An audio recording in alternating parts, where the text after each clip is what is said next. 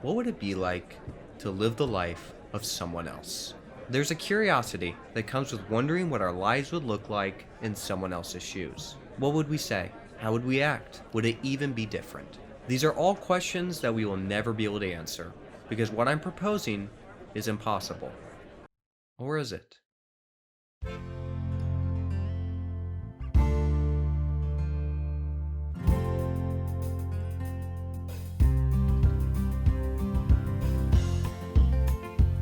Rick Peters loves the Lord. They walk together in one accord.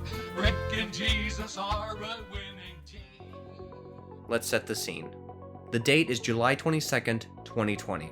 Rick Peters is created. He was born on September 10th, 1959. He's a straight shooter, lives in Little Rock, Arkansas, has a wife named Melinda, and 3 kids, Greg, Denise, and Charlie. He's a run-of-the-mill baby boomer. He checks every box. The only difference between him and you is that Rick isn't a real person. Rick is me. Surprise! For the past 6 months, I have been role-playing as the character of Rick Peters on Facebook.com.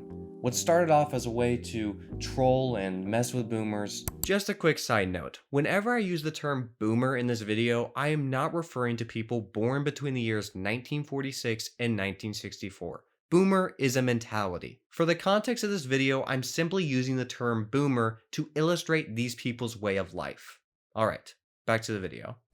Slowly became something bigger than I could have ever imagined. I was essentially going into the belly of the beast and going undercover on Boomer Facebook. And as I spent more time developing Rick, the goal of this experiment became way less about messing with these boomers, but rather trying to talk and rationalize with them. I wasn't trying to convert them or anything, because that's literally impossible, but maybe I could at least start some dialogue.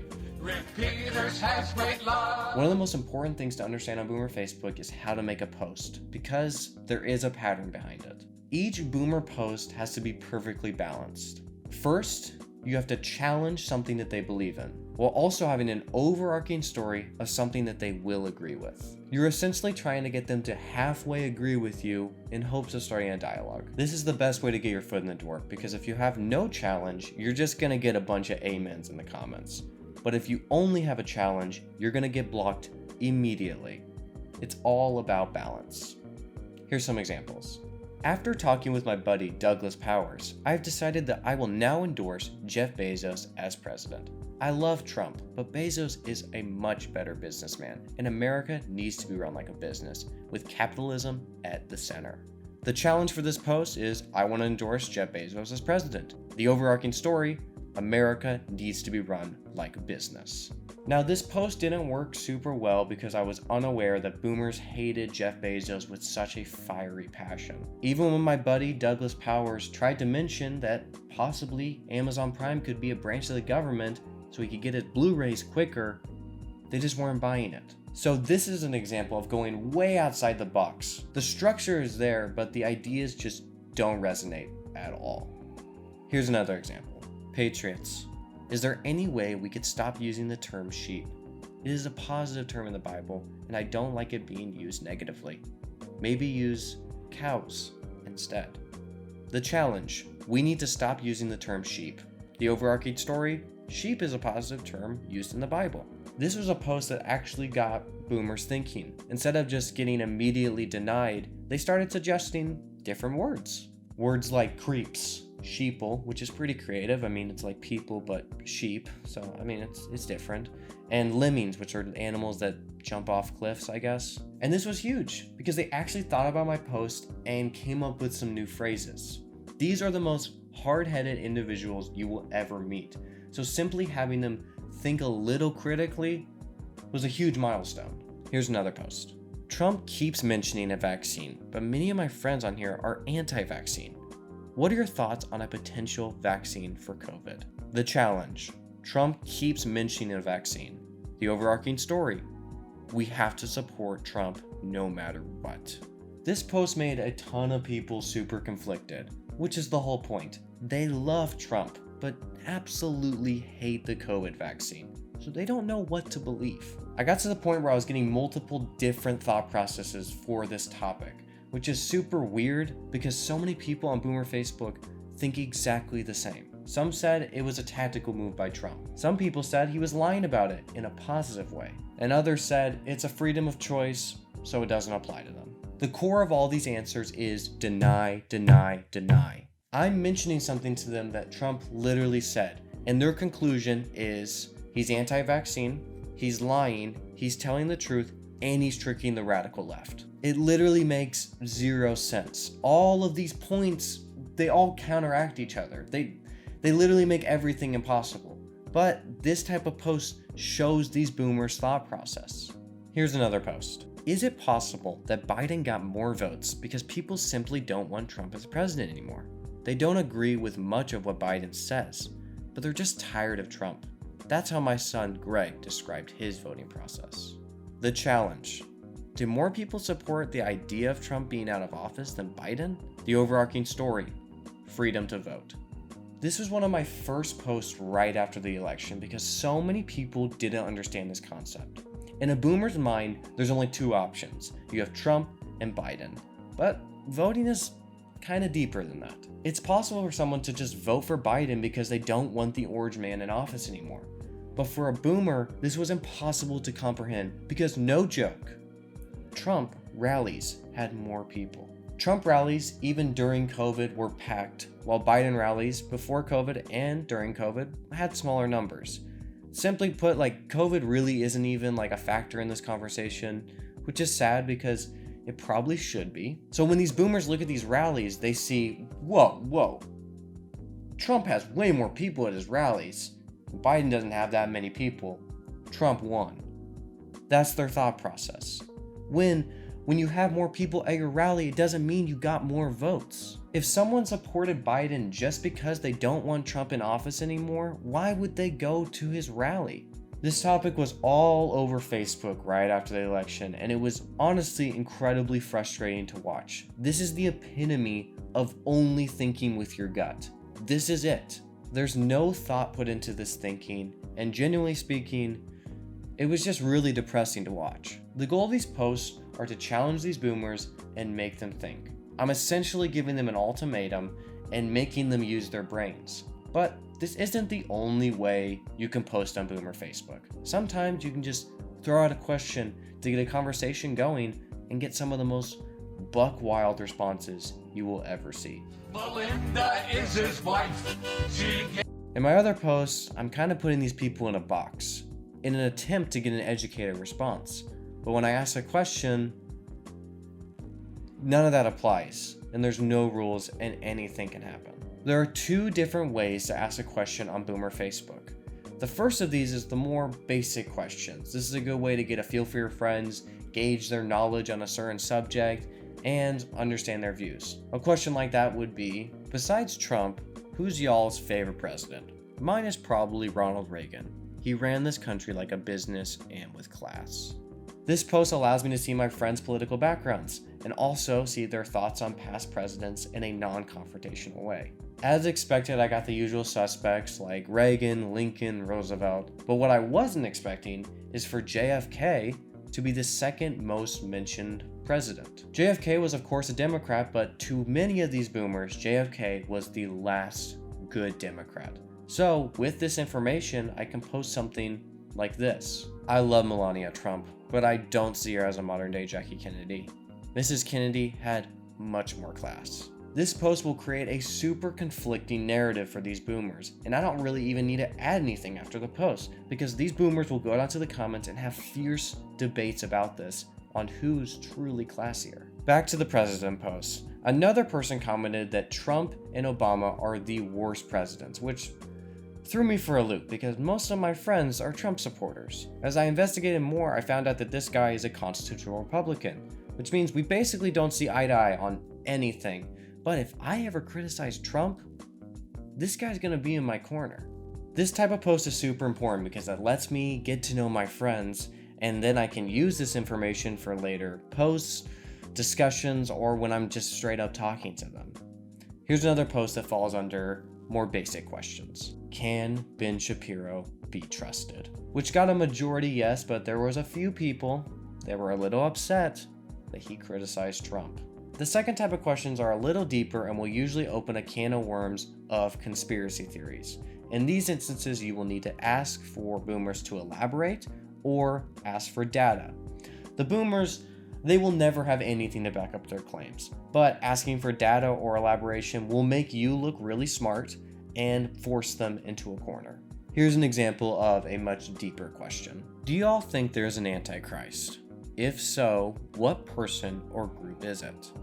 I got 87 comments on this post, so people were clearly dying to give their input. Obama and Democrats were the most popular answers, with someone posting this very scary picture of Obama that I'm not totally sure is real or not. The sole purpose of this post was to ask something extreme and then get extreme answers back. But unlike my other posts, I would get comments like, have you heard of the deep state or the shadow government? And I'll request them to elaborate, and then I'll have an entire conversation that is only based on hearsay.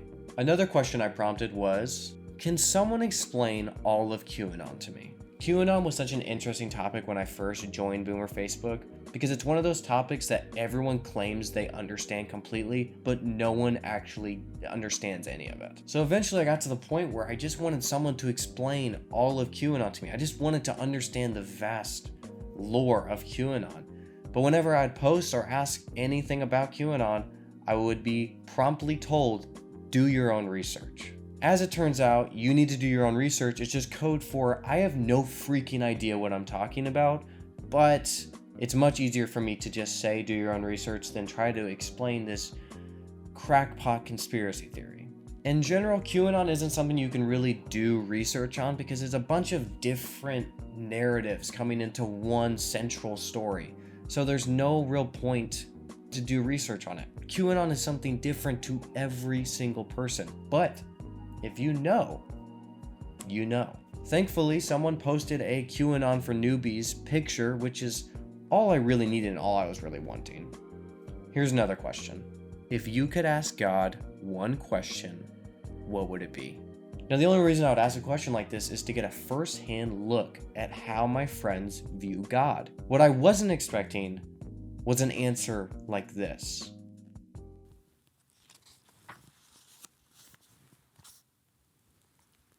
If you could ask God one question, what would it be?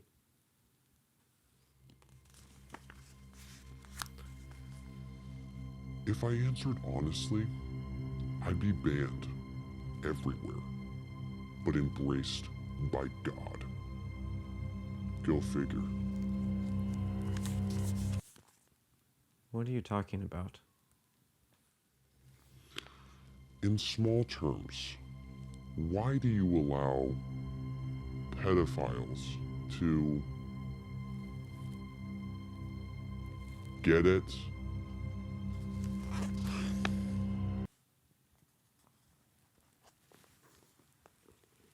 Elaborate.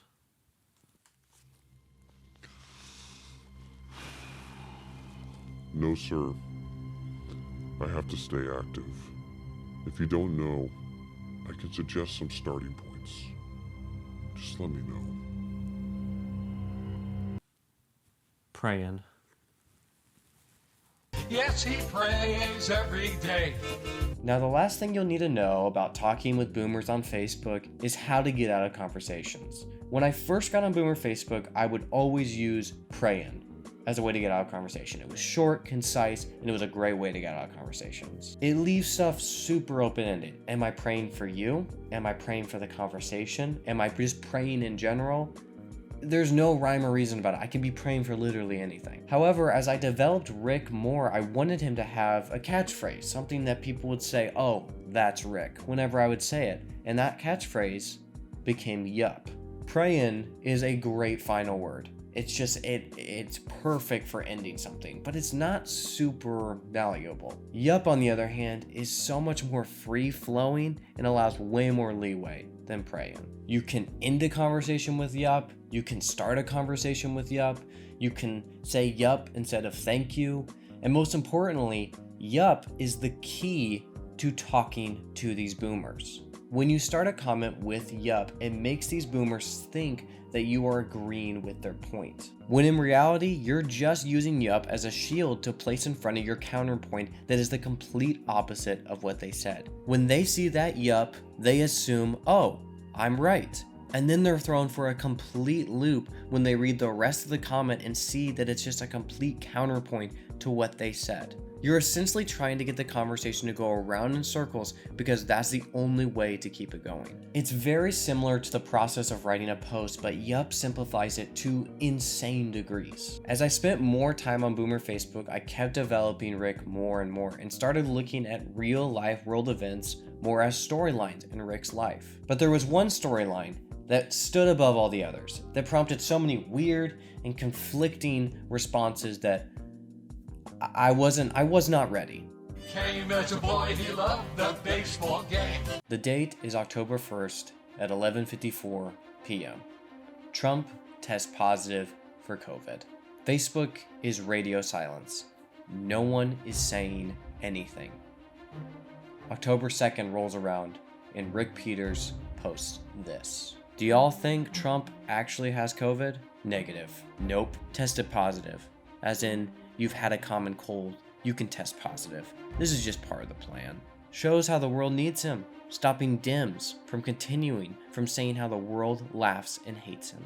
Trump getting COVID was the ultimate Uno reverse card on these boomers. I didn't even need to write anything elaborate for this. The concept in itself melted their brains. During this time, I had been off Boomer Facebook for like 2 weeks, but as soon as this happened, I knew these people needed Rick Peters. Because no one was saying anything. It was so quiet. I had a clear opening and I had to take advantage of it. This led to me asking very important questions about Trump, like, is Trump truly a man of God? Which obviously received a resounding yes.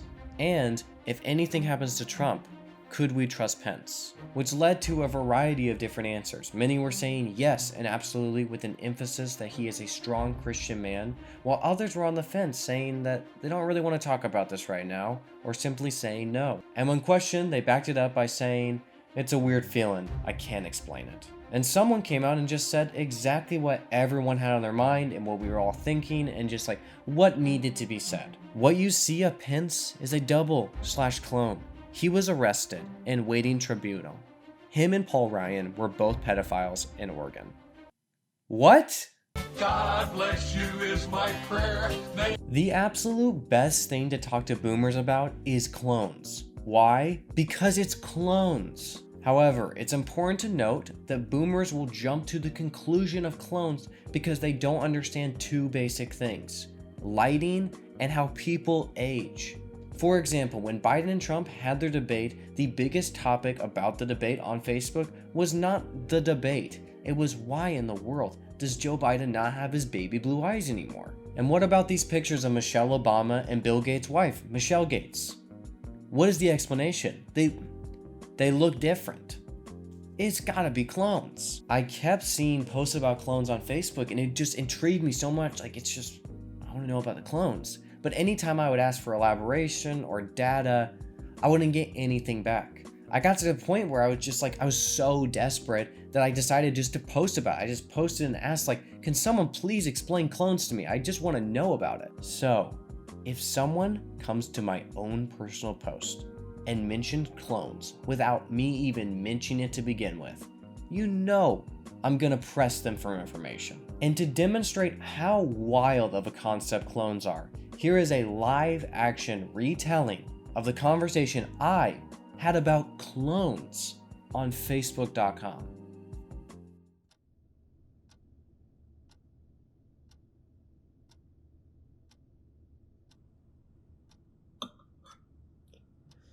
If anything happened to Trump, could we trust Pence? What you see of Pence is a double/clone. He was arrested and waiting tribunal. Him and Paul Ryan were both pedophilers in Oregon. Elaborate if you can. You have to do your own research like the rest of us. Just send a source to get me started. Fall of Cable, Alton videos, and timeline. How do you know it's true? I just want some sources and links to information. There's plenty of info on it, but you have to start with when it began. As far as believing it, it's up to Up. Everything you're mentioning to me sounds like a crackpot conspiracy theory. I need factual evidence if I'm going to believe in something. We must not be so gullible to believe everything we see, especially something like clones. That sounds like something out of Star Trek. It's the 21st century. They've been making clones since the 1950s. Don't you think they've had enough time to get it right? This topic intrigues me. I made a post about clones a while back and no one commented. Who else is clones? I'm curious. Watch the videos. Why can't you give me names of clones? That's all I want. I don't have names. Just watch the videos. But you said cloning has been around since the 1950s. You clearly know more about this topic than me. I just want to know, besides Pence, who's a potential clone. Have him as my friend. Now, if I'm going to be completely honest and transparent with you, the original reason I joined Boomer Facebook was to meet my favorite musical artist of all time, John Acapinti. You may know Brother John from some of his biggest hits like Cops for Trump, Goya Foods Are the Best, Blacks for Trump, T-Bone Steak at the Waffle House, Hash Browns at the Waffle House, or even Waffle House Serves the Best Food. Simply put, Brother John doesn't just make music. He makes poetry. John was the first person that I added when I got my Boomer Facebook account, but this is way harder than you would think. John always has 5,000 friends. He has a constant 5,000 friends, which is the max on Facebook. So you have to wait for an opening and get in. So you have to wait for him to get down to 4,999, and then possibly you might become his friend. Nevertheless, after a little bit of waiting and a little maneuvering, I finally became friends with Brother John on Facebook. After a while, me and John just being buddies and being friends, I decided to ask for the unspeakable and requested that he writes a song about me, Rick Peters. So I messaged him and he told me that the only way this is gonna happen is if I send him my entire life story. So I typed out my entire origin story of Rick Peters and sent it to John. After about a week, I was kind of on the fence. I didn't really know if John was actually gonna write this song or how long it would take, but out of the blue, I got an email. I got the song Rick Peters Loves the Lord, and it was incredible. A few months later, I was jamming out to one of John's newest songs, Love Is All Around You, when I saw the legendary Vic Berger comment on Brother John's YouTube video. He told him that he would love to have John on the Office Hours pod, which Vic does with Tim Heidecker and DJ Doug Pound. I had known that Vic was a big Acapinti head ever since he had tweeted John's iconic song, Reunion in the Sky, but I'd never seen him comment. With my existing connection with Brother John, I decided to message Office Hours on Twitter and talk to their producer, Matt. I told him all about Rick Peters and informed him that I had actually had my own personal song written by Brother John. I basically just sent him a dump truck of information that I had been hoarding for the past several months. Eventually, I told Matt that if he wants a personalized song for anyone on the show, I can be the inside man as Rick and get a song for him. Matt looped Vic into the conversation. They decided that they wanted to try to get a surprise birthday song by Brother John for Tim's birthday in February. So I emailed John as Rick and requested a song for my eldest nephew, Tim Heidecker. He agreed, and with some help from Matt and Vic, we concocted an entire backstory that I could send to John about Tim. Fast forward a week, and I haven't heard anything from John until Wednesday morning when I get an email and the song is attached.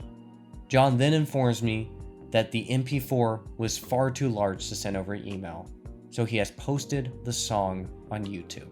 John leaked the song. This song was not supposed to come out till February, and Brother John, he knew the world needed it. Luckily enough, Office Hours was recording the next day, and Matt and Vic invited me onto the show to present Tim with a very, very early birthday present. Tim had no idea what was going on or what was even planned, and I don't think he was expecting to meet his long-lost Uncle Rick Peters that day. Take a look. Who do you want to talk to, man? Should we bring in this Uncle Rick? He has something he wants to play. He sent me this video. Wes, can you get the video ready? Uncle Rick, are you there? Can you hear me? Yeah, Rick. Yep, it's me, Rick. What? Thanks for inviting me to the office. Yeah, thank you. Tim and Tim doesn't know anything of what's going on here, and me and Vic don't What really else is either. But you have a video you want to show? Is that what's going on? Hope this is as good as that guy that was telling jokes. God. Yeah, I'd rather watch one of those I, ISIS beheading videos than that guy telling another fucking joke. Uncle Rick, do you Yikes. know Tim from way back? Is that true? Yeah, Tim is my nephew. I don't have an uncle named Rick, but go ahead. I have a cousin named Rick, but He's my nephew, and yeah, I had a song written for him oh great. to honor him. This'll Okay, be- all right, this'll let's be go. good.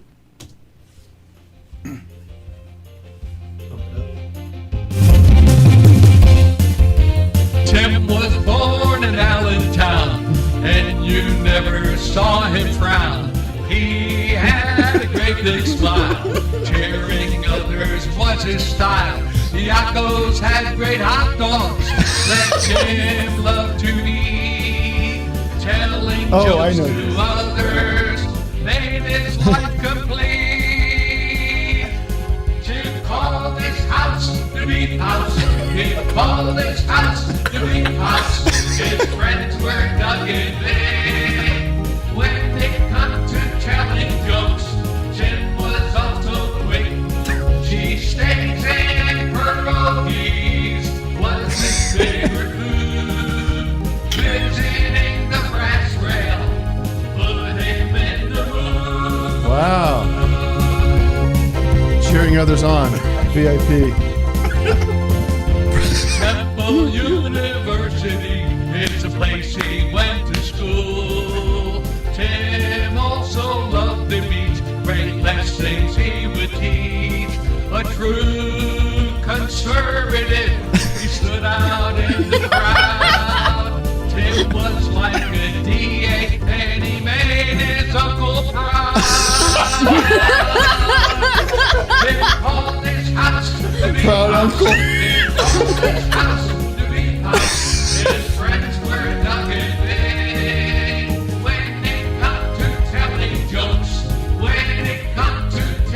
jokes, Tim was also quick. Cheesesteaks and pierogies was his favorite food. Visiting the brass rail, put him in the mood. Tim and Uncle